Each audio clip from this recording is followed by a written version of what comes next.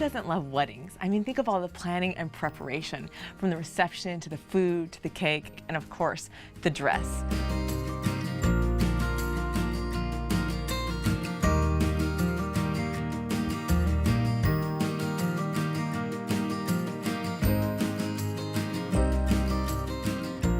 But even though it's exciting to plan for the wedding day, it's much more important to plan for a lifetime with each other in marriage.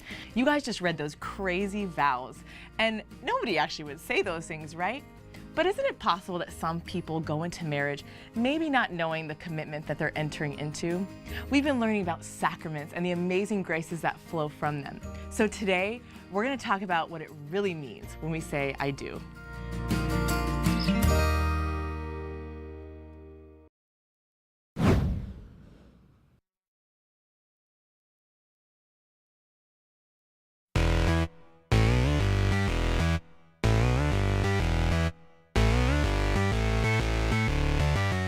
Grandma and Grandpa were married for more than 60 years. Their names were Joseph and Mary, and they had 10 kids. They had a beautiful marriage, and they would flirt with each other constantly. I grew up watching this. I remember as a boy seeing my grandpa come up to my grandma in the kitchen. He kind of whap and he hits her in the thigh, and he says, "Hi, my name's Joe." And she looks at him and she's like, "Huh, I know." I'm like, oh, they're 100 and they're flirting. I love it. And when she passed away 2 years ago, I was there at the funeral right by the side of my grandpa. And just before they closed the casket, he stood beside me, and he's real weak, hip and knee replacements, and he leans over the casket, and he's shaking, and he kind of leans over, he just gives her a kiss on the nose, and he said, "Bye, babe." And I saw that, and I just said, that's it. That's what I want. I want a love that's stronger than death. But how do we get there from here? How do we get a marriage like that? We got to begin by understanding what marriage is.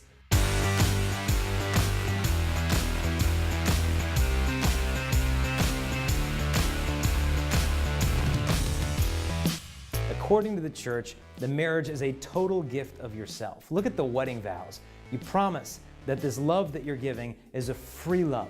It is a total love. You hold nothing back from one another. It is a faithful love, not just with your body, but even with your imagination and your heart. And it's a fruitful love that's open to the gift of life. And if you think about this, this is not an imposition of the church onto us. This is the very cry of our hearts for authentic human love.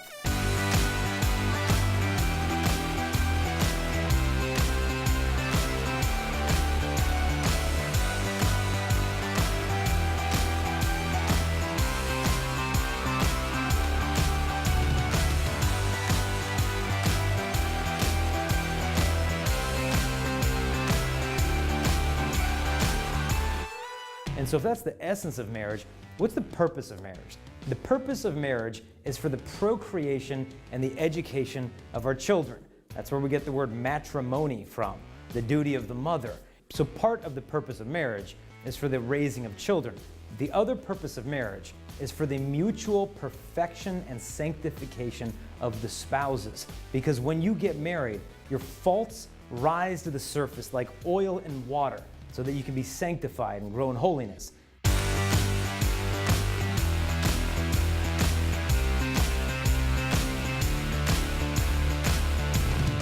Now, if you think that the purpose of marriage is your personal happiness, well, I hope your marriage is happy, but honestly, that's not the purpose. Because if you think that that's the purpose, and it starts getting rough and tough and difficult, and all your faults come to the surface, well, that's when a lot of people bail out. But this is not God's plan for authentic human love. It's going to require us to die to ourselves.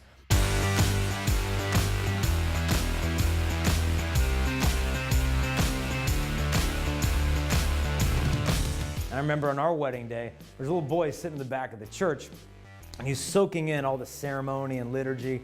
And he says to his dad, "Now, Dad, why is Kristalina there, my wife? Why is she wearing all white?" And he said, "Oh, because today is the happiest day of her life, and she's just radiant." The kid said, "Okay."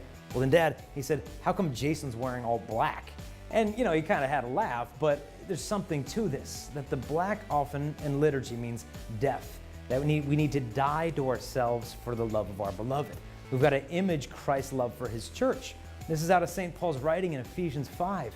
He said, "A man shall leave his father and his mother, cleave to his wife, and the two of them shall become one flesh." We're supposed to be an image of Christ's love for the church.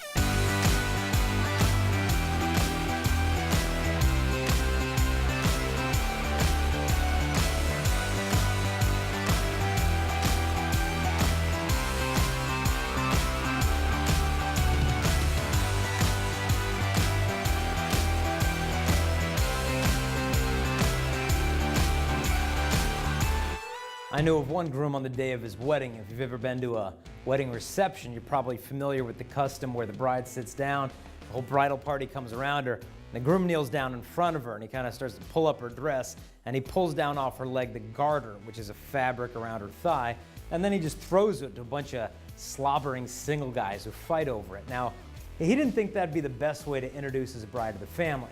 So what he did is he had his bride sit down and the whole wedding party came around.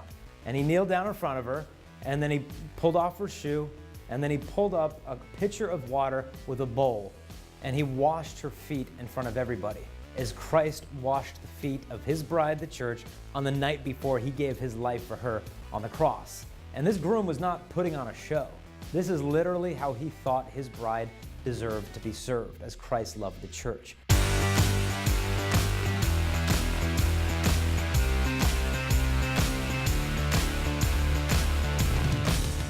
Now you might think, well, that's great, Jason, but I'm sorry, that is not the image I see of marriage at home. Husbands and wives dying to themselves for love of one another. And you know, honestly, a broken image of marriage might be all that you've ever seen at home. But I promise you, in the beginning, it was not so. When God created Adam and Eve, their bodies, their naked bodies, were a sign of an invitation to the other to love them in a way that was free, total, faithful, and life-giving. And through this love, to become a visible image of God's love itself on earth.